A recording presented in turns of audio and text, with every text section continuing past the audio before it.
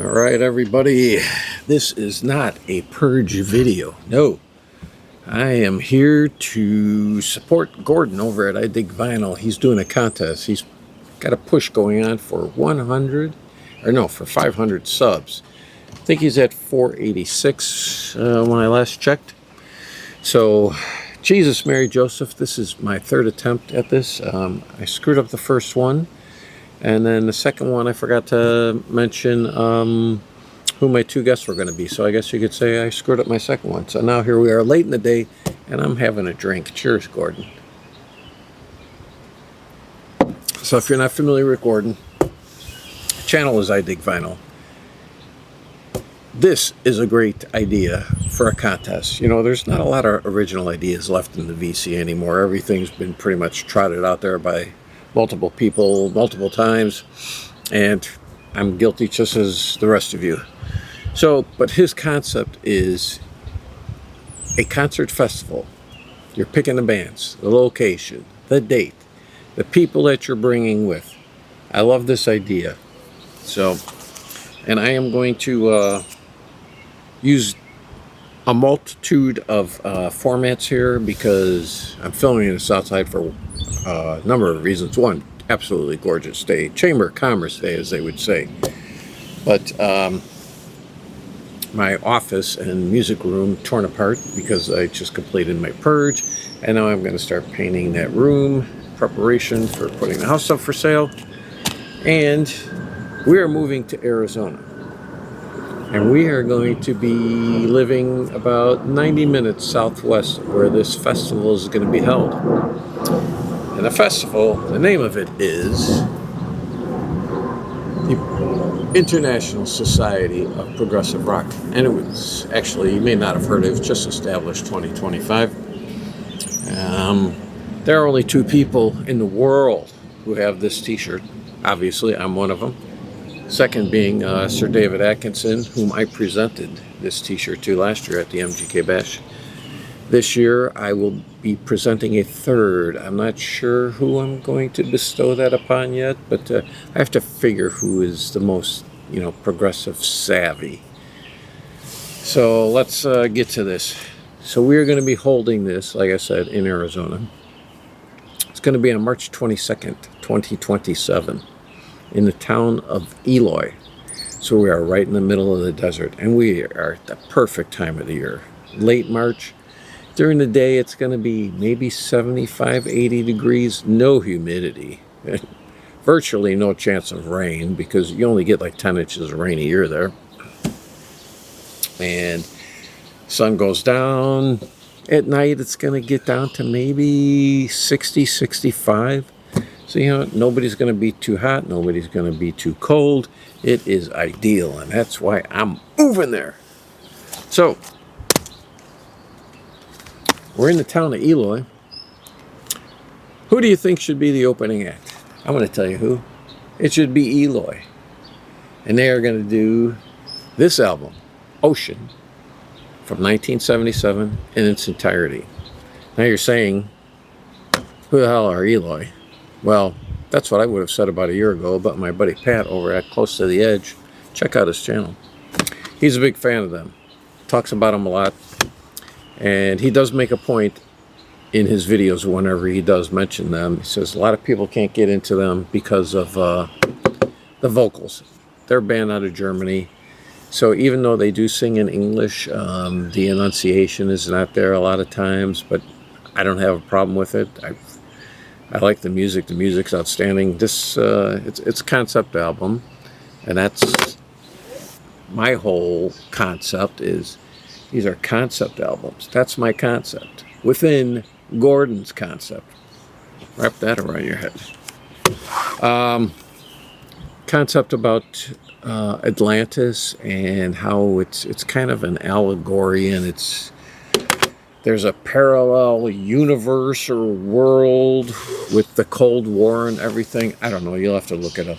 It sounds a bit convoluted, but who knows? But anyway, the drummer actually wrote all the lyrics, the whole story to this. But then the band composed the music. So here you go. They are opening it up. We are kicking it off. The other thing Gordon wants you to do in this, you're bringing 2 friends, okay? So, you know what, I've been fortunate enough, I've met a lot of people in the VC.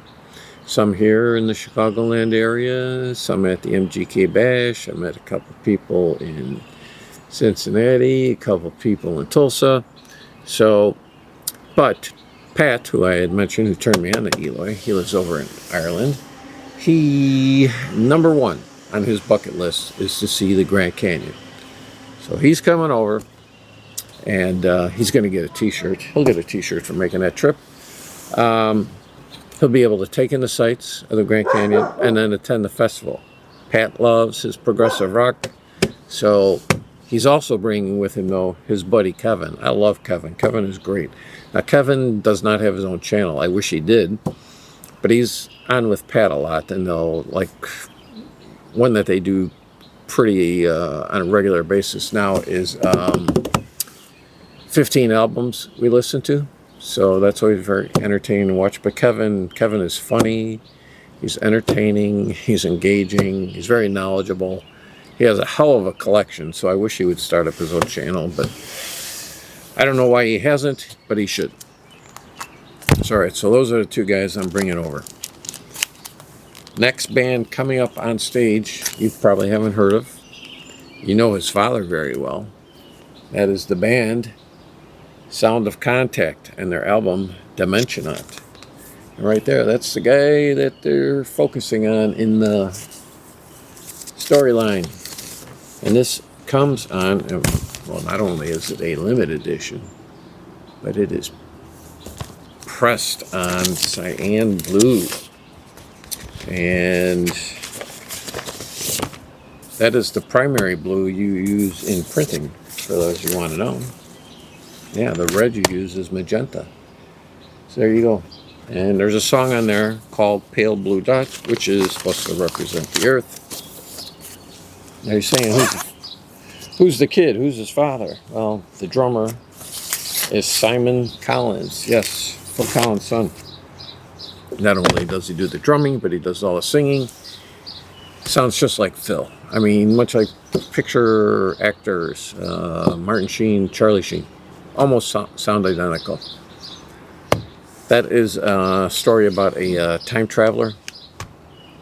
So go ahead and check that out. I know that's got to be hard to find on vinyl now. You'll probably just have to settle for the CD. Up next, third on the bill. From this point on, I mean, this lineup is loaded. So here we go. Steven Wilson, 2015, Hand Cannot Erase. Tells the story of a young girl, yeah, like around 25. I mean, I'm not talking, you know, like your 60-year-old cat lady, you know, that's got 15 cats roaming around her apartment. No, she's young. She has friends. She is not antisocial. But nobody for over 2 years bothers to check in on her when they haven't heard from her. We're talking family, friends, co-workers, neighbors. Steven Wilson read about the story and decided to check it out. And thought, you know what? It's a great idea for a concept album. That's what he turned it into. I saw him on that tour. I think it's his best album. If you're not familiar with it, please check it out.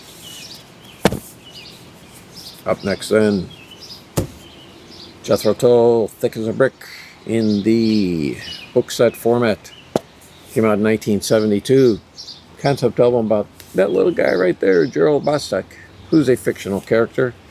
The whole album is fictional because Ian Anderson of Jethro Tull fame was basically sending up the press, who the critics thought that Aqualung was a concept album about religion. He said, no, it's not. And so he thought, you know what, this next one, I'm going to do that. But he was kind of killing 2 birds with 1 stone. Also, he was kind of making fun of progressive rock at the time. He felt it become a bit pompous and over-bloated. And so he was really having fun with bands like ELP. And yes, nonetheless, it's a fantastic album. My second favorite album by them. A 45-minute continuous song. That's if you play it on CD. If you play it on LP, you're going to have to take a break and flip it over. Up next then, from 1974, an album that took me, oh my God, 40 Yeah, 40 years to get into, probably more than that. And this album also holds the distinction of beginning of the transitioning of one band becoming something completely different, and then also another band on the verge of a breakup. Talking about Genesis, Lamb Lies Down on Broadway, 50th anniversary edition. This, I think, just came out. I got it in the fall. Probably had to be late fall. This thing kept getting pushed back and back and back, so I'm not even sure. I think the original release date for this was like April of 2025. And I don't know what the problem was. They never really disclosed what it was. But Steve Hackett, underutilized here. I think he's starting to see the writing on the wall. Peter Gabriel, I think at this point he's like, you know what? I'm the creative force of the band. I need to go solo. So, I mean, this is really their swan song. And it's a great album. I love it. It's top 5 of my Genesis albums now. Concept album about that guy right there, Rael, living in the subways of New York City. Much of the band didn't connect with the storyline in that. And so, yeah, Peter Gabriel leaves, goes solo. Steve Hackett, he hangs on for 2 more albums. And then there were 3, as the saying goes. And the other band that was affected greatly by this album was my band. Yeah.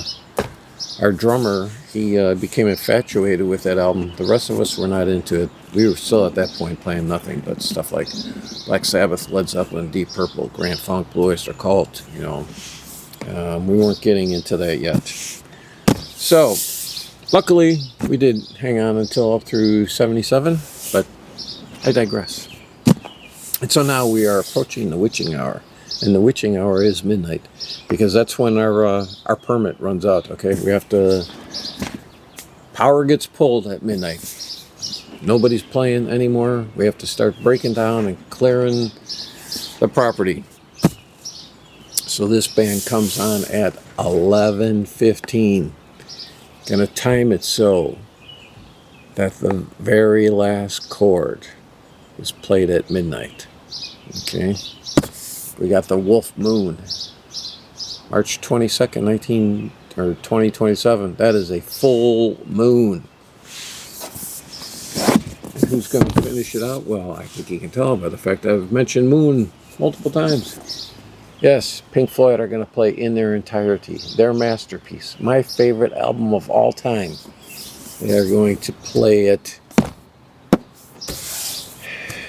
And that will be the perfect ending of a perfect day, of a perfect festival. So there you go, Gordon. I hope I've met your criteria. Please, everybody, head on over to Gordon's channel. I will leave a link to his posting of this contest. You can hop on it, and I'm sure he'll hit 500 no problem and move onward and upward from there. Oh, one thing I forgot to say. Gordon is from Scotland. I do love a Scottish accent. I thought about it, and I'm like, where does that come from? And I think it probably came from Kelly MacDonald in Trainspotting. I think that's probably where it started. But I've been to your country, Gordon. A lovely, lovely, beautiful country. I think my favorite part, well, we've been to Edinburgh, been to Glasgow, been to Falkirk, saw the wheel there. Oh, yeah. Some marvelous modern day engineering, just incredible. But one of my favorite things may have been every night after dinner, my wife and I, we would pass on dessert at the restaurant. We then walk back to our hotel and stop at a little fish and chip shop or whatever, and there the big thing they do is they deep fry candy bars, and you can pretty much choose any candy bar you want. You want to do a Milky Way, an Almond Joy, a Charleston Chew, whatever the case may be, a Payday. I always went with the with a Snickers bar. A Snickers bar deep fried is like heaven on earth. Oh my God, if I lived there, my sugar level would be off the charts, because I would be having that every day. Maybe 2 of them.